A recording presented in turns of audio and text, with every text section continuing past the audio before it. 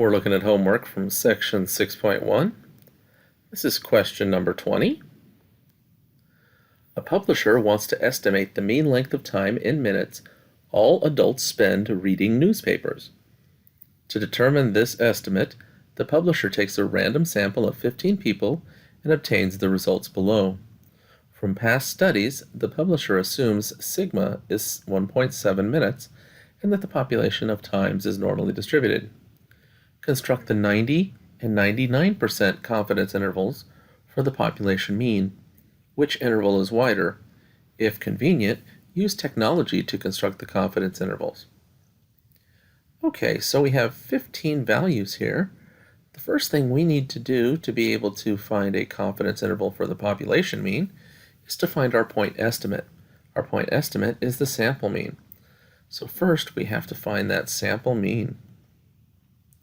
We do that by adding up all these values. So if we take those first 5 values and add them together, we get 38.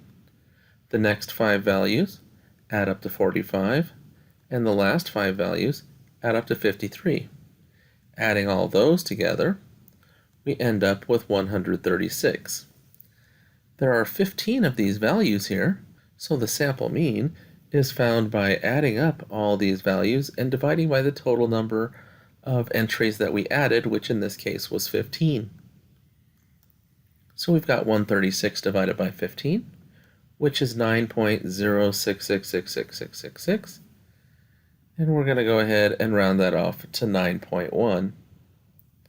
So that's our mean.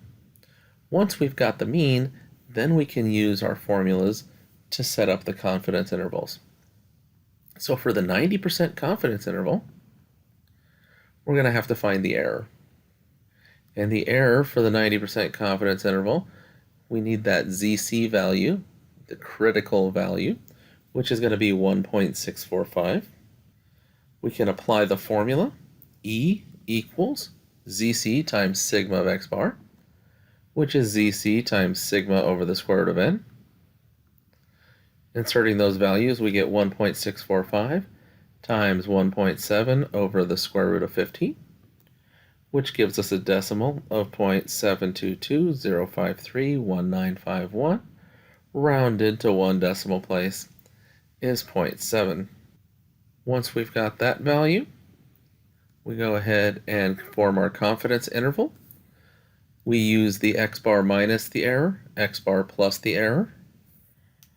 The x bar that we found was 9.1, so we do 9.1 minus 0.7, 9.1 plus 0.7, and this is going to be from 8.4 to 9.8.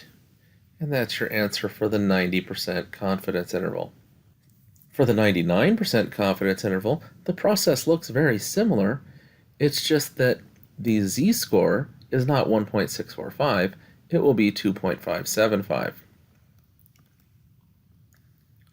So when we insert this into our error formula, the error formula doesn't change, but the number that we insert for the ZC does.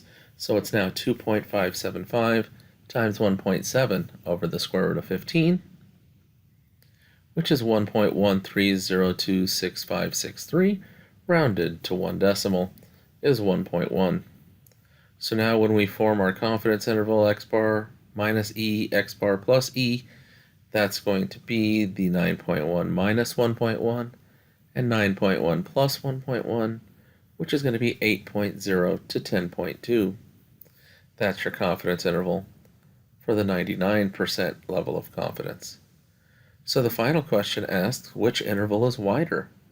So when we compare these two intervals, the 99% confidence interval is wider. And that's your answer.